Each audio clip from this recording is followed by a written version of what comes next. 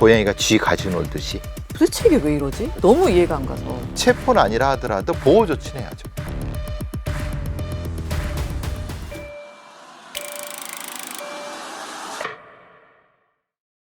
뉴스가 지식이 되는 순간 지식의 발견. 저는 SBS 정유미 기자입니다.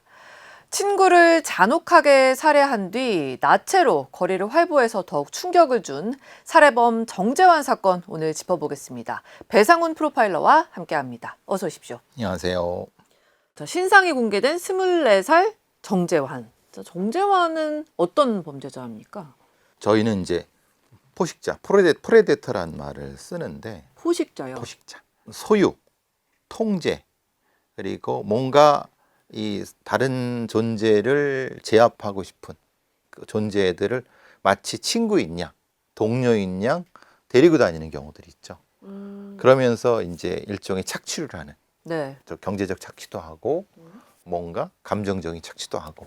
그렇지만 실제로 친구는 아니죠. 그런 경우 많죠. 그래서 데리고 다니는 거죠. 예. 지금 피해자와 정재환이 중학교 때부터 이제 동창, 친구 사이로 알려져 있는데 사실 친구가 아니라 친구인 척했다 이런 그렇죠. 말씀이신 예, 거네요. 그럼요.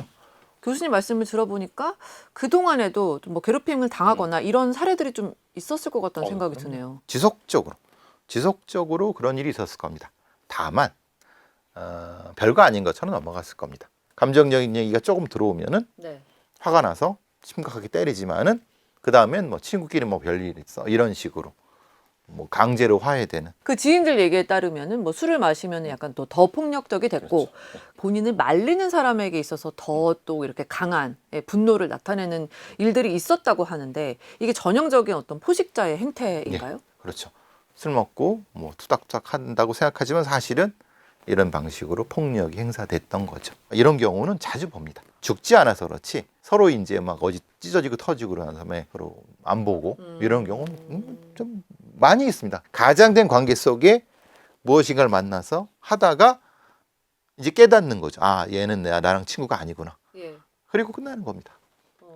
피해자가 굉장히 고통을 호소하고 이런 상황에서 가해자가 이제 정재환이 비웃거나 아니면은 소리를 지르거나 이해할 수 없는 이런 목소리들이 나오더라고요. 그러니까 이거는 일종의 소시오패스에 가까운 거죠, 말하자면. 네. 이게 재미로 사람을 괴롭히고 찌르고 때리고 그랬던 형태의 범죄 유형인 거고. 괴롭힘 자체가 목적이다. 그렇죠. 예. 그 괴롭히면은 그 괴롭혔다는 것 때문에 그 상대방이 화를 내고 그럼 그만큼 또 폭력을 행사하고 지속적으로 괴롭힘을 가하면서 네. 일종의 고양이가 쥐 가지고 놀듯이 그렇게 하는 겁니다. 제가 물론 이제 그 상황을 정확히는 이제 알지 못하지만 뭔가 자기가 정말 죽을 것 같고 그런 위험에 처해 있으면 도망쳐 나오거나 이런 방법은 없었을까요? 친구에게 전화하는 것 말고요. 가스라이팅이라는 것이 남자와 남자, 흔히 말하는 고등학교 동료, 중학교 동료 이런 사이에서도 존재합니다. 지속적으로 가스라이팅을 통해서 착취를 하는 거예요. 경제적 착취부터 감정적 착취까지. 근데 그게 유지가 되면은 빠져나오기가 너무 어렵습니다. 괴롭힘을 당하잖아요. 네. 요거만 끝나길 바라는 그 마음이 유지가 돼요. 내가 요거까지만 해주면은 내가 끝내줄 거야. 근데 요 끝에는 죽음이 있다는 걸 못 느끼죠. 왜냐하면 요때쯤 끝날 거라고 생각을 했는데 더 폭력이 들어오고. 그러니까 그동안에도 계속 그런 반복된 폭력들이 있었기 때문에 폭력이 길들어지는 거죠. 그렇죠. 그러니까 이제 내가 정말 죽겠다라고 본인이 판단했을 때는 약간 이미 좀 늦은 거죠. 프로파일러들이 이런 케이스들을 몇 케이스를 모아왔는데 네. 항공사 승무원이 자기 2020. 경찰관 친구랑 똑같은 일이 벌어졌습니다. 그때도 그랬을까요? 사실 경찰이면 그런 상황 판단이 딱 돼서 그 상황을 모면하고 피하려는 그런 행동들로 이어질 수 있었을 것 같은데. 그건 일반 사람한테나 그런 거죠. 이 사람은 오랫동안 그 관계를 맺은 사람이잖아요. 그 폭력의 가스라이팅을 이 프레데터들은 너무 잘 이용합니다. 과학적인 통제를 가지고 가스라이팅을 하다가 가해자는 그 선을 넘는 거고 피해자는 그 선을 넘는 선이 어딘지 모르다가 죽는 겁니다. 근데 그 전까지는 그걸 못 느낍니다. 정재환은 이번 사건에서 어쨌든 피해자를 죽이려는 의도를 갖고 있었다고 봐야겠죠? 분명히 정지환은 이런 얘기를 할 겁니다. 자기는 죽일 의도는 없었다. 근데 그렇다고 하기에는 흉기도 너무 여러 차례 그렇죠. 찌르고 뭐 물어뜯기까지 했다는 듣고 사실도 알려졌는데요. 그게 거꾸로 이 정지환한테는 유리한 사정이 되는 겁니다. 죽이려고 의도가 있었으면 바로 찔러버리지. 절명을 시키지. 이런 식으로 아마 항변을 할 겁니다. 왜냐하면 우리는 살인과 살인이 아닌 것을 살인의 고의로만 따지는 거고, 맞아 죽는 것, 맞아서 결과적으로 죽는 것은 상해치사니까. 죄의 형은 우리는 상당히 낮게 보거든요.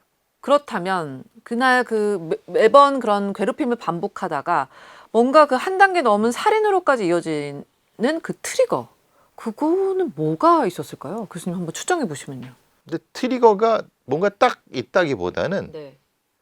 그 역치가 거기까지였던 것 같아요. 계속 조금씩 그 가학의 정도가 좀 심해졌을 것이다. 심해졌을 것이다. 이 행위는 살인으로 갈 수밖에 없어요. 당연히 그건 넘어가죠. 살인 이후의 행적들을 조금만 더 한번 짚어볼게요.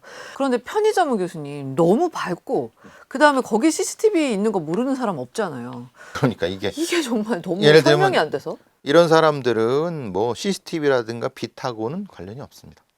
흥분된 상태가 중요하기 때문에 과학적인 재미가 거기에 달하게 되면은 자기가 자기를 통제하지 못하는 상황. 흥분해 갖고 마치 몸에서 열이 나는 것처럼. 실제로 열이 안 나는데.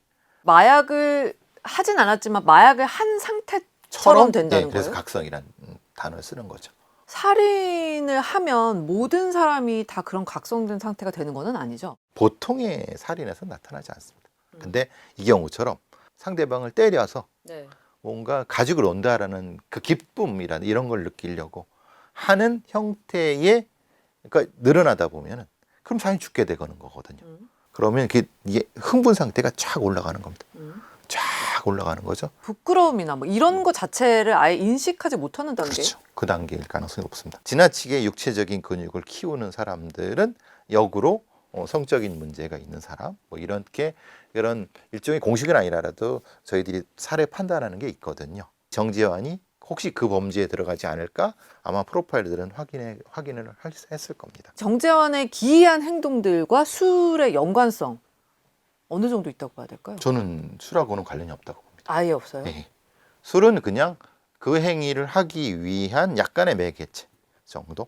유족 측의 주장은 이제 정재환이 심신미약 상태라는 거를 주장하기 위해서 그래서 이제 기이한 행동들을 했고 실제로 심신미약이면은 감형이 되는 사례들이 있지 않았습니까? 그건 이제 상태를 봐야 되겠지만은, 근데 보통 그 살인의 후 각성이라는 단계가 어느 정도까지 개입이 됐다고 보여요. 지금 유족 측에서도 주장하고 있는 게 정재환이 관절 부분이라고 해야 되나요? 네. 거기를 이제 훼손하려고 했던 흔적, 그리고 그 파란 비닐봉지가 거실에, 그러니까 시신 옆 근처에 있었다는 거 정도가 이제 근거인데요. 교수님 보시기에는 정재환이 시신을 정말 손괴할 의도까지 있었다고 보세요? 시도는 한 것 같아요. 시도는 했지만 이 손괴를 해서 얻을 목적이 뭐냐?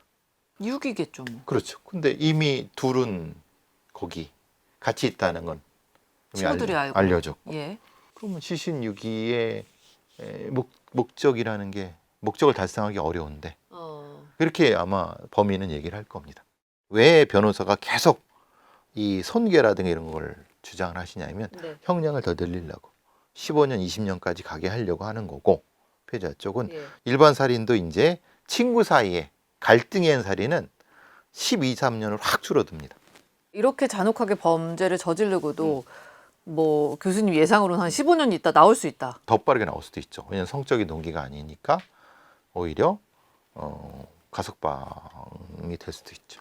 그 현장을 목격했던 친구들이 있잖아요. 그 친구들에게 있어서는 정재환이 다시 사회에 나온다는 것 자체가 얼마나 공포겠어요. 자기가 목격자라는 것도 알고 있는데. 우리의 사법 체계는 그걸 상관하지 않습니다. 경찰의 대응을 한번 볼게요.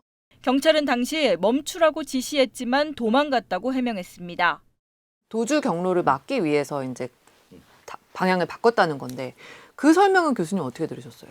거짓말이죠. 또 추가적인 피해자가 발생할 가능성도 있었다. 교수님은 그거를 그럼요. 얘기하시는 거군요. 그렇죠. 그러니까 시민들이 못 믿는 거죠. 그 장윤기 사건 저희가 지난번에 교수님에게서 자세히 들었고 그때만 해도 사실 장윤기가 자기가 성범죄 의도는 없었다고 주장했던 시기였기 때문에 교수님은 그때부터 명확하게 성범죄가 목적이다. 그렇죠. 이걸 강조를 하셨어요. 지금은 일단 본인이 이제 인정을 한 상황. 왜 바뀌었을까요, 장윤기는? 본인의 아버지가 그 증거를 훼손한 것이 성적 목적으로 자기 아들이 걸리지 않도록 네. 하기 위해서 했다고 하니까 네. 성적 목적이 있는 살인이라는 것을 인정했을 뿐이지 리얼돌에 했던 형태의 아주 과학적인 무엇인가를 인정한 건 아닙니다. 이게 많은 사람들이 착각하는 거죠. 네. 지금 나온 장윤기의 여러 범행 도구들을 보면은 방법이 나오잖아요. 결박을 시켜놓고 그렇게 하려 했다. 해라 했다. 음. 리얼돌 보니까 어디를 도려내 갖고 어디를 뭐 찔러서 피해자한테 다 하려고 했다고 생각해 보세요. 그 범행의 그 무게가 완전히 달라지는 거예요. 장윤기가 지금 인정하고 있는 것은 네. 하나, 일. 근데 실제 장윤기가 하려고 했던 건 열이 넘는 거예요. 여기서 끝나면 안 된다는 거예요. 여기서 끝나면 장윤기의 의도대로 되죠. 과학적인 목적이 있었다는 걸 반드시 입증을 해야 된다. 재판 과정에서. 재판 과정에서. 예, 이게 중요하다는 말씀이신 거고. 장윤기와 장윤기의 아버지는 굉장히 머리를 많이 쓰는 것 같아요. 알겠습니다. 교수님 오늘도 고맙습니다. 감사합니다.